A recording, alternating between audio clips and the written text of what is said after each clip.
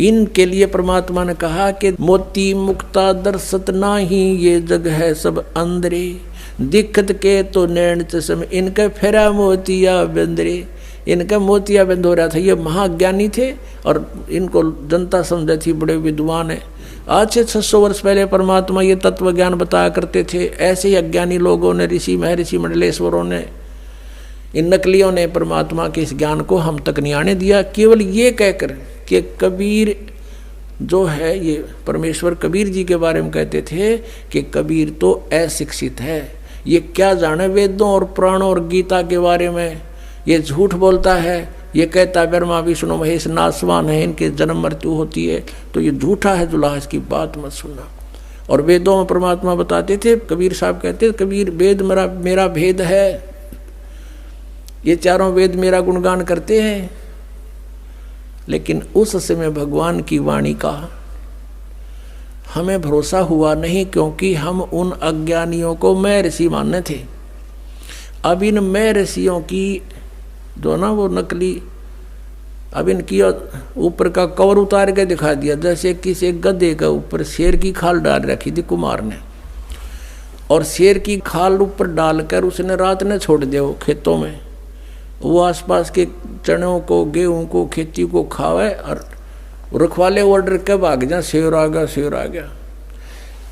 एक कुमार को पता चला इस कहानी का कि इस जंगल में शेर आवे रात ने और फसल खा जाता है। तो उसको मार शाना था, उसने सोचा शेर खेती नहीं खाता या कोई और बात पाओगी।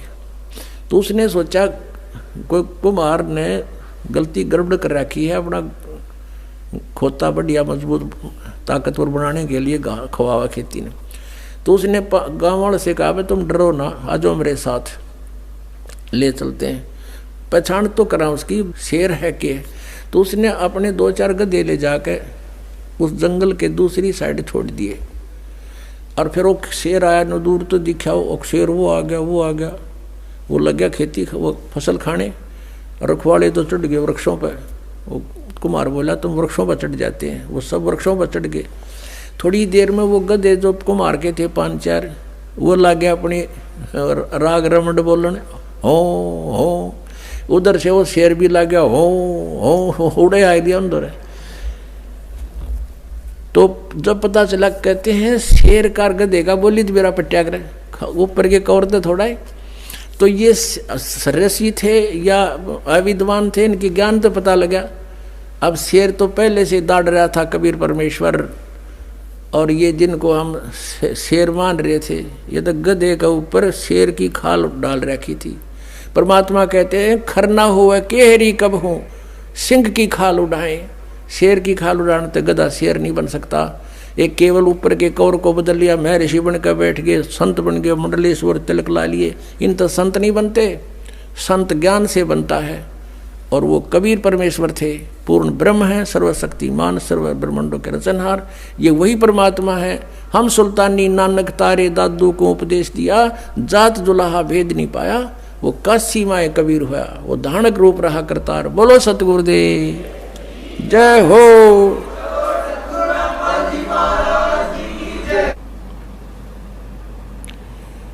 परम पिता परमात्मा पूर्ण ब्रह्म सर्व सृष्टि रचनहार कबीर परमेश्वर जी की असीम कृपा से आप पुण्यात्माओं को सत्संग सुनने का सुअवसर प्राप्त हुआ। और सबसे अच्छी किस्मत आप जी की है कि आपको परमात्मा ने शरण में ले लिया। आप कितनी पुण्यात्मा हो ये स्वयं को ज्ञान नहीं होता। आपके पुण्यों की, आपके शुभ कर्मों की जो जानकारी इस दास को है वो आपको नहीं है, क्योंकि ये दास परमात्मा के विधान से कुछ परिचित हुआ है। परमेश्वर ने अपनी महिमा आप ही बताई है। जब तक हमें परमेश्वर के द्वारा दिया गया ज्ञान नहीं मिला था, कोई भी संत, कोई गुरु कुछ भी हुआ बाई बकता था, कुछ भी ज्ञान सुनाता था, हमें अच्छा लगता था। जब से परमेश्वर के इस तत्व ज्ञान रूपी इस टॉर्च का प्रकाश हमें मिला है, उसके बाद हमें इसके रोशनी में पता चला कि ये सब हुआ बाई बक्या करते थे। तो परमात्मा के इस ज्ञान से पता चला है, परमेश्वर ने स्वयं आकर बताया है कि लख बर सूरा जूझ ही लख बर सावत दे, लख बर यति जहान में तब की तो सतगुरु शरणाली। इसके साथ साथ एक और बताते हैं भगवान कि गोरख से ज्ञानी गणे और सुख दे जति जहान, सीता सी बहु भारिया संत दूर स्थान। परमेश्वर ने बताया है कि बहुत बड़े विद्वान भी मिल जाएंगे, धारावाहिक प्रवचन करने वालों की भी कोई कमी नहीं मिलेगी। परमात्मा ने अपनी वाणी में बताया कि ज्ञानी कोट अनंत हैं, श्रोता कोट अनंत और वक्ता कोट अनंत।